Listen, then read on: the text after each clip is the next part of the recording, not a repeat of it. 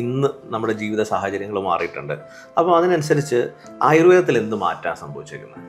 ഞാൻ കഴിഞ്ഞ 33 വർഷമായിട്ട് ആയുർവേദം പ്രാക്ടീസ് ചെയ്യുന്നുണ്ട്. അപ്പോൾ അന്നത്തെ കാലത്ത് ഞാൻ പ്രാക്ടീസ് തുടങ്ങുന്നത് കായംകുളത്തിനടുത്ത് വേലഞ്ചിറ എന്ന് പറഞ്ഞ ഒരു സ്ഥലത്താണ് എൻ്റെ ഹോസ്പിറ്റലുള്ളത്. അത് അവിടെ ഏറ്റവും കൂടുതൽ ആൾക്കാർ ഈ മിലിറ്ററി സർവീസിലും അതുപോലെ തന്നെ ഗൾഫിലും അങ്ങനെയൊക്കെ സർവീസിലൊക്കെ ഉള്ളവരാണ്.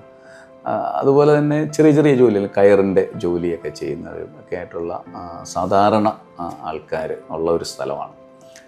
ഏറ്റവും കൂടുതൽ ആൾക്കാർ എൻ്റെയൊക്കെ വന്നുകൊണ്ടിരുന്നത് അവരുടെ ശരീരം നന്നാക്കുക, ശരീരം തടി വെപ്പിക്കുക എന്നുള്ള ലക്ഷ്യമാണ്. പക്ഷെ ഇന്നിപ്പോൾ ഒരു 33 വർഷത്തിന് ശേഷം ഇപ്പോൾ നമ്മൾ അതേ സ്ഥലത്ത് രോഗികളെയൊക്കെ പരിശോധിക്കുമ്പോൾ നമ്മൾ കാണുന്നത് ആഹാരം കൂടുതൽ കഴിച്ചിട്ട്, വണ്ണം കൂടുതൽ വെച്ചിട്ട് ഉള്ള രോഗങ്ങൾ അത് കുറയ്ക്കാൻ വേണ്ടിയിട്ട്, വണ്ണം കുറയ്ക്കാനായിട്ട് ആഹാരം കൂടുതലായിട്ടുണ്ടാക്കുന്ന പ്രശ്നങ്ങൾ കൊണ്ടുവരുന്ന കൊളസ്ട്രോൾ കൂടിയിട്ടുള്ള ഹൈപ്പർ കൊളസ്ട്രീമിയ, അല്ലെങ്കിൽ ട്രൈഗ്ലിസറൈഡ്സ് കൂടിയിട്ടുള്ള രോഗങ്ങൾ, വെയിറ്റ് കൂടുതൽ വെച്ചിട്ടുണ്ടാകുന്ന മുട്ടുവേദന, നടുവേദന, ഇങ്ങനെയൊക്കെയുള്ള പല രോഗങ്ങളാണ്. ആ എൻറ്റയർ ആ സിനാരിയോ കംപ്ലീറ്റ് ആയിട്ട് അങ്ങ് ചേഞ്ച് എന്നുള്ളതാണ്.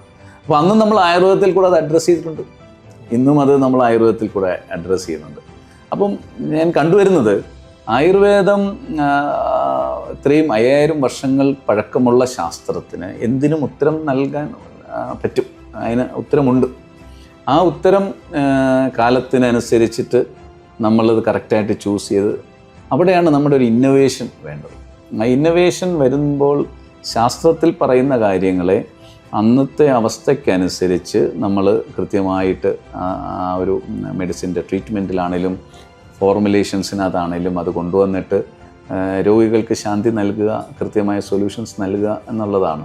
അപ്പം അതുകൊണ്ട് തന്നെ എന്നും ആയുർവേദത്തിന് ഒരു പ്രസക്തിയുണ്ട്. കാലത്തിനനുസരിച്ചിട്ട് അത് ചിലപ്പം അതിൻ്റെ രീതികൾക്ക് ചില വ്യത്യാസം ഉണ്ടാവും. അതിനപ്പുറത്തേക്ക് നോക്കിക്കഴിഞ്ഞാൽ ശാസ്ത്രം എന്നും നിലനിൽക്കും. അതിൻ്റെ സാധ്യതകൾ വളരെ വലുതാണ്.